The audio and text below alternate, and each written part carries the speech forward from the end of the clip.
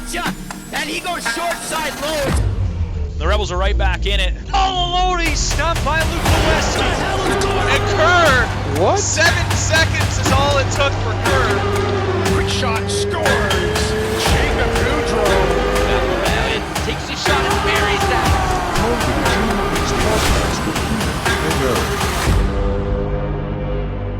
Welcome back to the Junior Beast podcast. My name is Keenan alongside Mo, bringing you the next episode of Junior Beast. The preseason coming to a close today. Got our first games of the season. Mo, this is, we're going into our second year here at Crow, Lax TV. We brought Junior Beast on with us. I don't know, what are you looking forward to this season with, with bringing on a couple more teams and your outlook on this season? Well, I mean, first off, I think it's great that the concept of games being streamed is expanding. I think you're seeing it across the country, really. A lot of leagues. I know BC Junior A, Coquitlam just announced that they're streaming all their home games. It's becoming a lot more prevalent, and I think what Crow has been able to do and start up here with, beginning last year, with getting these kids exposure, getting these teams exposure, and just getting the sport exposure. I think it's really exciting. It's a long time coming for the sport of lacrosse, and it's great to see the teams in the South, or at least some of them, step up to the plate and say, hey, we want to get in on this as well. Awesome. Well, whether you're watching this right here on YouTube, we are broadcasting the 4 teams that we had last year in the North Junior B with the Crude, Warriors, Rebels, and Outlaws. We have also now included the Calgary Shamrocks and the Rocky View Silvertips. So you'll be catching all those games live with our Calgary crew. As well, we got Senior B on tap for you with the Outlaws and the Rebels. And our first Alberta major female team, the Capital Region Saints. So be sure to catch all that season, all their seasons, right here on Crowlax TV. So, Mo, as we move into the season starting tonight, we got 2 games on tap. I don't remember them right off the top of my head right now. I know that the Crude and the Shamrocks are the 2 home teams tonight. What do you think of some of the moves that these teams made in the offseason? Like, some of these teams are looking so much different than what we saw, like, even just a few months ago at the draft even. Yeah, well, I think in junior lacrosse in general, you got such tight windows because everybody has, 5 years of eligibility. And so you see that year to year, you're going to have a lot of turnover, especially with some of the teams that are older. And I think that, let's just start in the North, I guess. I think the Crude have done a really nice job pivoting off of last year. I think they addressed a lot of their issues, at least in terms of personnel. They had a lot of, areas of need, and they just got so much more athletic through the draft. And they also, let some guys go from last year's team, brought some guys in from different places, from their tier 2 team. And I think that they've done a really nice job of turning it around in a really quick amount of time. I think they are a team to look out for. And I was also, you mentioned the Shamrocks. I think they're returning a few more guys than I would have thought, which is also, obviously great for them. And I think they'll be another team that's going to be contending once again in the South, and just, in terms of trying to win the league again. Yeah, and I want to bring up the Crude. You mentioned them because I know I was talking with head coach Garen Schmerman just around the draft, and he even said like he was having a lot of like internal battles on that roster. He knew that he was losing some of his guys from last year, and he told me that that's a great thing that all these guys are so hungry to play in the tier 1. Yeah, and then just the pickup earlier this week from them, picking up Hunter Sika out of the Beaumont Outlaws. That one's a big pickup, I think, for the Crude moving into the regular season. Yeah, absolutely. I think, one of the hardest things to do, not just in sports or in lacrosse, but just in life in general, is to sort of look at yourself in the mirror and say, hey, we got to be better. We've got to make changes. And I think, credit to GM Terry Doken and head coach Garen Schmerman, I mean, they took a long hard look at themselves, and I think they did a really nice job of assessing and evaluating their team, and they went out and they did their due diligence, and I think they did a great job in the draft. One pick I thought that really stood out, and I know some people in the A ranks that really would agree with this, is Bowie. Getting him where they got him. I think he slipped down to like 25th overall or something like that. That's a kid that he's not huge in stature, but he plays huge on the floor. He goes inside, he sets really nice picks, and he utilizes space on the floor really well.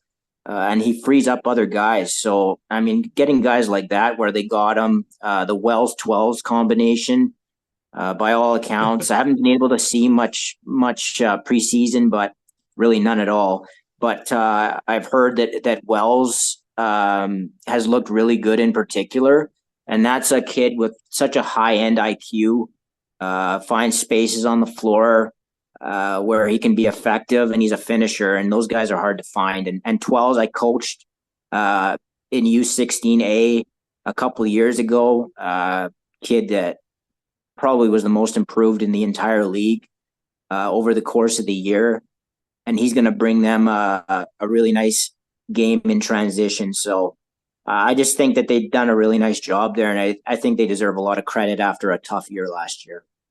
And they also get the return of Josh Fodchuk back to their lineup after that 1-year rental out to the Rebels. Clearly, yeah. And I mean, if you talk about the Crude, you have to talk about Fodchuk. He's the one guy on that team that is going to stand out on a game-to-game basis. I think you need that guy. In the past, the Crude have been a team where they've relied on 3 or 4 guys, and they get a lot of the attention. And I think this team, their biggest improvement is going to be how well balanced this team is. I don't know if you're going to look at one area of their team and go, that stands out. But I think that they've balanced this roster off to the point now where, in getting more athletic, getting more speed, getting a better transition game, that a guy like Fodchuk is going to be able to play more of his game. He's going to have guys getting open, and because he wants to be a feeder. And I think his game is going to flourish this year more than ever, because they've stabilized the roster and put the pieces around him to allow him to really shine. Yeah, the Crude definitely looking strong heading into the regular season. I want to hop over to the Outlaws. Looking at their roster, this is actually a big one. They actually are listing Jenna Snyder on their opening day roster. She was one of the pickups, I believe, from them in the draft this year. How do you feel about the Outlaws moving into this year? I mean, now you got Jenna Snyder in there. You still got some of those big names, Kai Ellis, the Weatherbees, the Stewarts. Kind of what do you see? I mean, especially losing Sika to the Crude. And good job in pointing out the piece on Jenna. I think that deserves a lot of recognition and a lot of credit. I believe she's the first female lacrosse player to play junior B lacrosse, at least in Alberta, as a non-goaltender. And I think that's a testament to how dedicated and how hardworking she's been. It's not easy. She's obviously had, as an athlete, you always have barriers and you always have things you got to overcome. But, in her case, there would be more. And it's not just a token female lacrosse player that's playing, at this level. She deserves it. I mean, she's incredibly strong. She thinks the game, and she really picks up on, like, I know I coached her in the past too, and she really picks up on systems and understands, where to be. And a lot of the time, I think guys look at it and go, I can take advantage of this, and then she knocks them on their ass, for lack of a better term. So she's not just there; like, she deserves to be there. And so shout out to her. And I think that the Outlaws definitely made a smart decision in rostering her. That's for sure. As far as the Outlaws in general, I think they're a bit of a wild card again this year. I know Kai Lee isn't there anymore. He's walked away. They've had a handful of guys, say that they're done playing. I really don't know what to expect from them. They've got the one thing they will have, I think, is a lot of size out their back gate. They drafted a lot of size. I know being at the draft and already knowing a lot of those kids. They got a lot of height, a lot of physical, at least potential strength. Whether that translates on the floor, I don't know. I know they struggled defensively last year. I think Phil will help that. He's a defensive guy. I think that he'll shore up that area. They might take a step back offensively. They do have number 1 overall pick Grace coming in. He'll help. But I just don't know if the depth is there. We'll see, obviously. I think maybe they got better in net with McLeod. So they're a team that I think might struggle a little bit, at least in the first half of the season. And it's going to be a good test, I think, for the Outlaws against the Crude, because you're looking at the two teams that sat near the bottom of the division for practically the whole year last year. And like that goaltender situation, so much different now you're looking at in Beaumont. I mean, you've got Daniel Willis, 18, 6'2". Like that kid is huge. You got Reed McLeod coming in, and you also have Easton Couturier in there. So you got 3 goaltenders now compared to when, last year we were talking about them struggling to even have a number 2. Yeah, no, that's one area that I think that they really needed to address, and they did in the draft. I actually thought McLeod might have went a little higher. But it's a really big get for them to get him. And yeah, like having a few goalies there now is going to help give them a little bit more stability. I just don't, like I said, I just don't know. There's a lot of change there on the bench with the roster. They're going to be young. So I think if you're going into the season, I think it's important to temper your expectations. I think it's going to take some time. So moving over to the Rebels, personally, just looking at it, it doesn't seem like the Rebels have like much like for big changes coming into this season off of last. I don't know if you see it the same way, but practically they have all the same key pieces per se.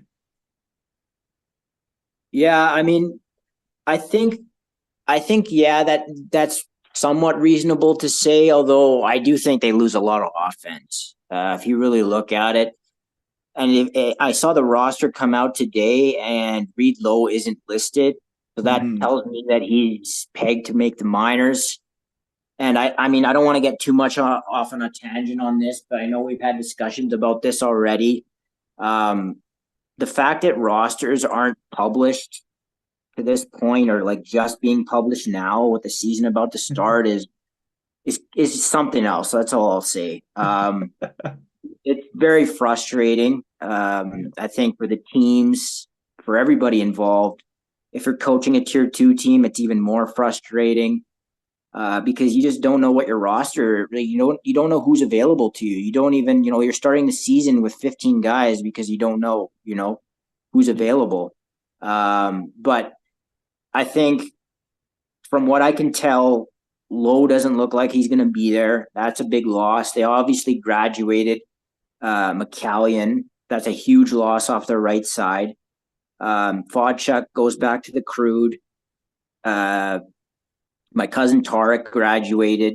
So, I mean, and there's others that have, obviously Albrecht graduated out their back gate. There's a lot of guys really that they lost and they're going to miss. So I do think there is a lot of change there. They're a team that plays a unique style. They're organized chaos, as I like to say. They bring intensity. They bring a lot of energy. I think you're always going to get that under Darren Bray. I think they're going to believe in themselves, and that makes them dangerous. Talent-wise, I think they're going to be lacking this year. Yeah, now that I'm looking back and forth, yeah, you're right. There's some big key pieces missing. So I guess my memory does not serve me as correctly as I thought it did. The one thing I would say, though, Keenan, is that they're a team that always achieves more than what they will look like on paper. So, true. I mean, there is still a handful of guys there that I want to talk about and point out. I think there's 3 guys out there in transition and out their back gate that are going to really stand out. Longmire, Seth McKenzie, and Scrimshaw, who the Warriors picked up to go to the Founders last year. Those guys will be very key pieces for them in terms of getting the ball up the floor and making sure that they clean up a lot of loose balls and things like that. And then out their front gate, Baker's a shooter. He'll produce for them. I think the guy that's going to really need to have a big year for them is Kohat. He's got talent. Whether he puts it together or not is maybe a different story, but he's a guy that, for them to succeed this year, he's got to be the guy that carries a lot of the mail. So, we'll see. I think their power play, I just don't know if they have enough pieces to put it together. And that's one area of concern I have for them. Fair enough. Moving to kind of more concern, Edmonton Warriors this year, our final North team to touch on, they're losing some big pieces moving into this season. And we're talking big names. Yeah, no, and this is the whole hang up here, because I don't know who exactly is going to end up going up, but by all accounts, it's going to be a few guys at least. But there's no confirmation on that as of yet. I don't know if I want to be throwing names around, especially when I don't know for sure. But an upwards of 4 guys, 4, maybe even 5, could be lost.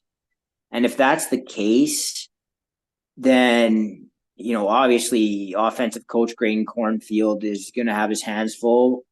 He definitely will be able to work around it. I think if you're going to have somebody there to work with guys and teach them the game, I think he's great to have. So I think that's a plus for them, and Vay always has those guys prepared. But without knowing what their roster is going to be and if those core pieces are going to be there, they're a team that's really hard to predict. Definitely. And yeah, I don't think it's up to us to say names or anything, but I know the rumor mills are about. And it could be an interesting year for the Warriors. That's to put it lightly anyway. Yeah, no, and I think that they have that winning culture established now from the last couple of years. That's a lot more important than I think a lot of people realize. So already going into the year, they're going to have a lot, anybody who was there last year is going to have that built-in belief that they're a team that is going to be really difficult to deal with, and that's going to help them. They will have Pinch back in net. He had a really good season last year. That'll help. They're well coached.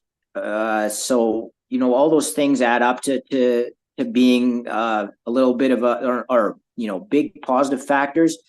But again, I don't know what their personnel is going to be. So I can't really give you much more than that. Understandable. Looking to our other 2 teams, Rocky View and Calgary. New to Krolax TV, so I know I don't have a ton on these guys, but looking between their rosters, it looks like the Shamrocks kept a lot of the same players, and the Silvertips looks like they've kept a vast majority of theirs as well. All the Silvertips guys look like 17, 18 kind of thing, and Shamrocks keeping most of their guys. So I don't know, do you have anything on either Shamrocks or Silvertips? Well, I mean, the Shamrocks, I think, like I touched on at the top, they're definitely returning more guys than I might have imagined. And I think they're another team that has that built-in winning expectation.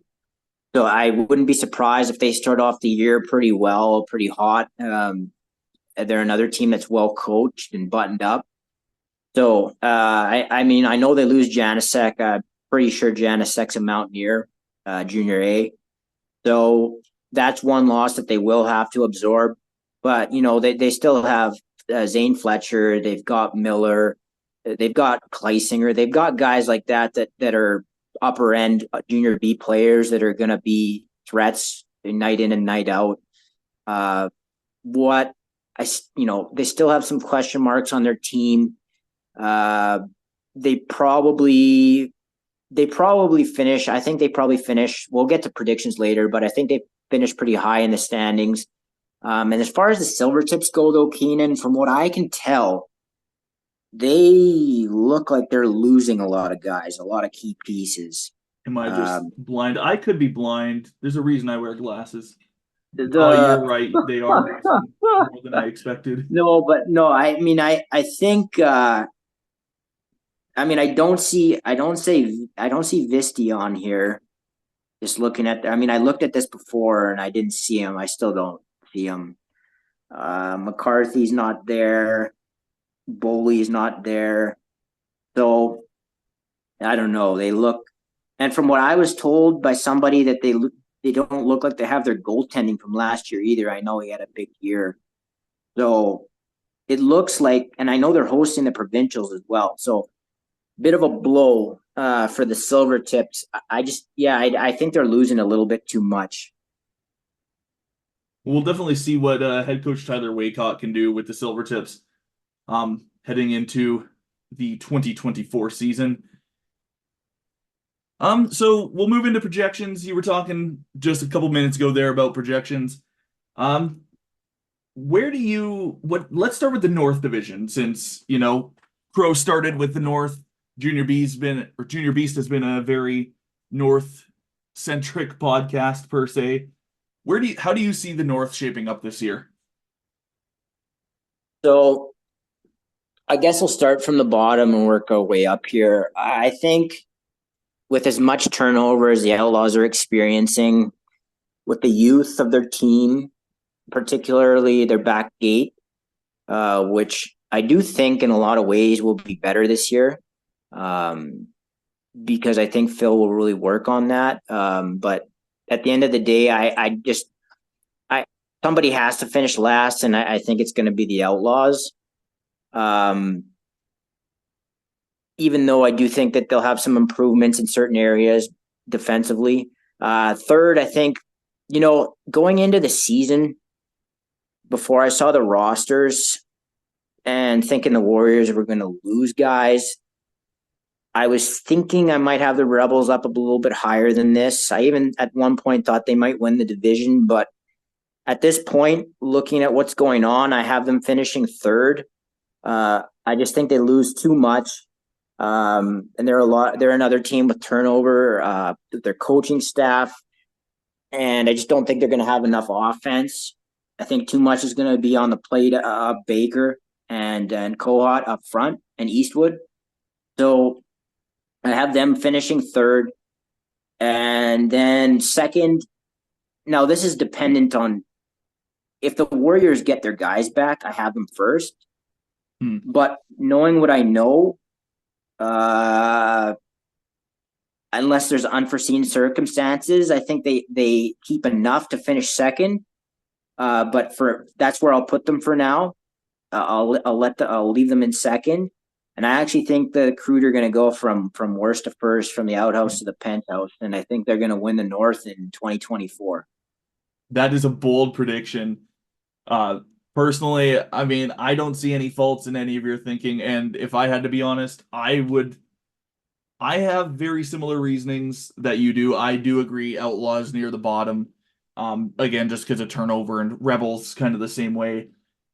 Warriors and Crude, like you said, it's very dependent on if the rumor mills become a reality.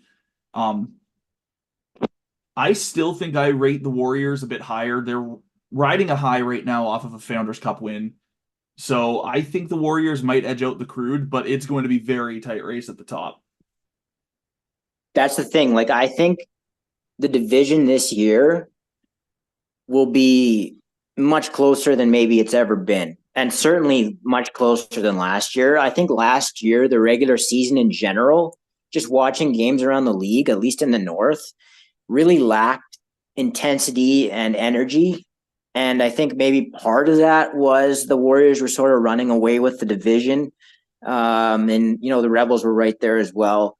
But there was like a clear divide between each team almost. Yeah. And, this year I expect it to be a lot closer. And I think that'll help out bring some animosity back into the league because the league is always that way more interesting when there's like legitimate hatred between the teams. I think you'll see more of that this year. Yeah. Moving into the South, Mounties, Shamrocks, Marauders, Rockies. How do you see this one shaping out? I mean, personally, I think I do have the Shamrocks and the Marauders kind of fighting it out at the top, and then the Rockies and the Mountaineers fighting it for third.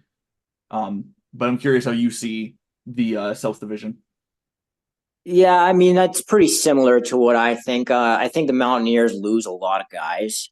So that's going to be tough to recover from. They were a really well-balanced team last year. They didn't really have guys that stood out offensively necessarily, but they were well coached and they were like a polished machine almost. They looked like they were going to be really I was surprised when they went out as quickly as they did. They lost a couple of really tight games in the playoffs.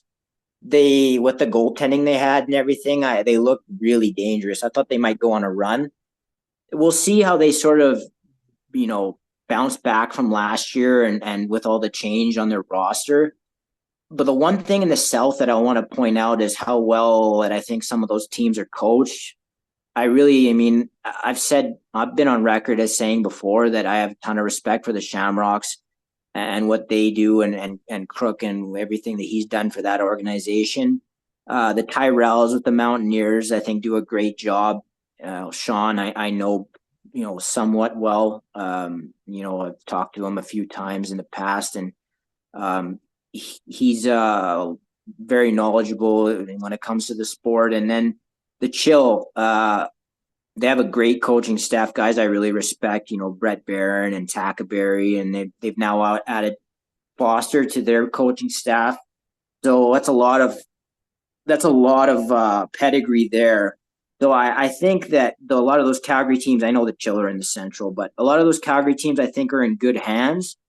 So I do think the Shamrocks end up winning this division, but I think it'll be close. I think the Marauders have a lot of high-end offense. There's a few guys that look to be returning there that I think are going to give them a chance to be one of the higher scoring teams in the league. Whether they get the goaltending or not, I think might be another question, but I think they finished second. And then I think, the Mountaineers finished third. And then I have Lethbridge, finishing off the division in the bottom spot. We're starting to come down on time here, so touch quickly on the Central. You got the Chill, Mavericks, Rampage, Silvertips. I honestly don't know how this one shapes up. I don't personally have any projections for the Central. I feel like it's just wide open here. I mean, we're projecting it. We're predicting everything. So I'll give you some predictions here. I think Olds finishes in the bottom portion of that division. And then, it starts to get a lot tougher. I actually think the Silvertips I'm just going off of what I can tell from looking at these rosters. I think the Silvertips take a step back into third after having such a great season last year and having a disappointing playoff round against Red Deer. They look to be a lot younger. A lot of their higher end offensive talent looks to be gone. So I'll put them in third. And then I think it's going to be really tight up top between the Chill and Rampage. The Rampage is going to have Wells back in net.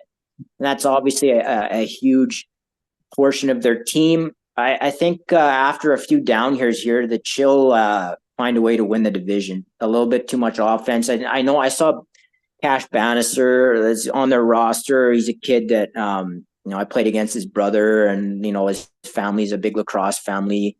I've heard a lot of good things about. I think he'll add some offense to their team, and I think I think, like I touched on before, I really believe in that coaching staff. I think they'll get them headed in the right direction here. They've been there for a couple of years now, and I think they win that division. So I'll go with the chill up top in the Central. And touching on the East, you got Regina, Queen City Kings, Sask, SWAT, Winnipeg Blizzard.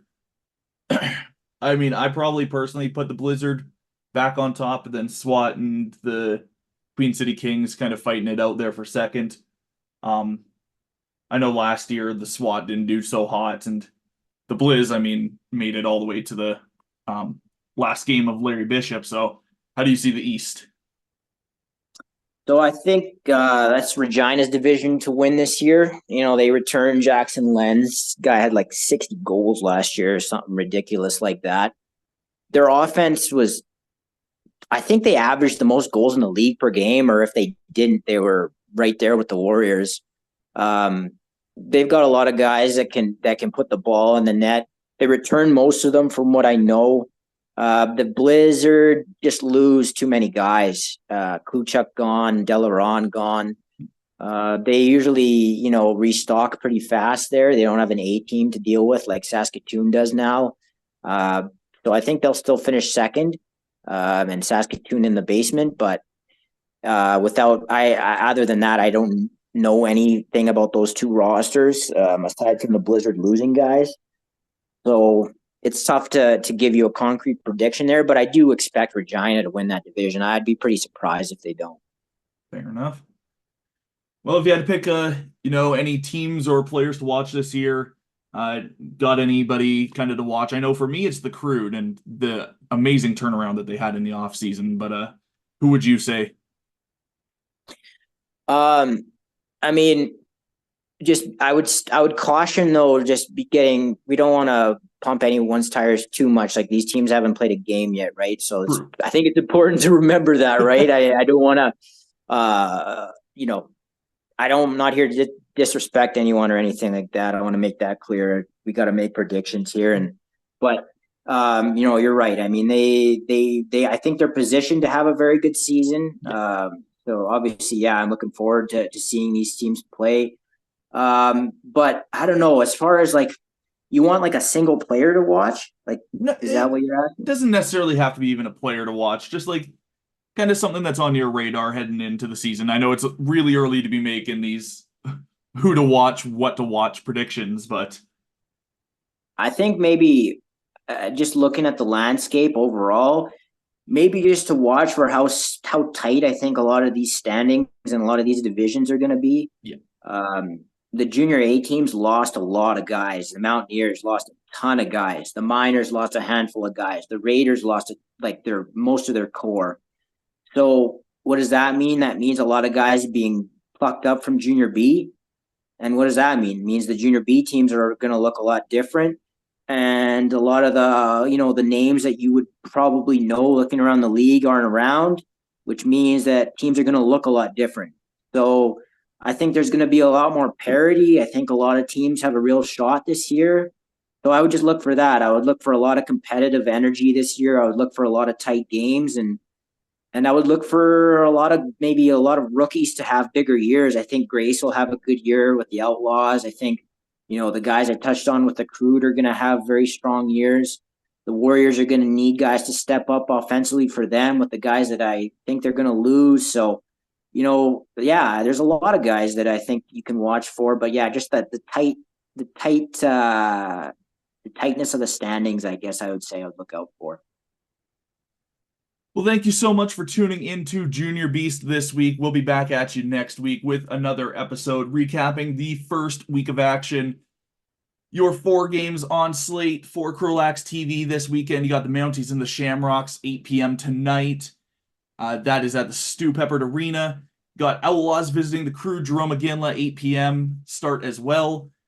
Tomorrow, Saturday, 2 p.m. start, Bill Hunter Arena. The Titans visiting the Capital Region Saints. And 5 p.m. tomorrow, Jerome Aginla Arena. Mavericks at the Crude. Those are your 4 games for week number 1. Once again, thank you so much for tuning into the Junior Beast. My name's Keenan. And for my co-host, Mo, we'll see you next week.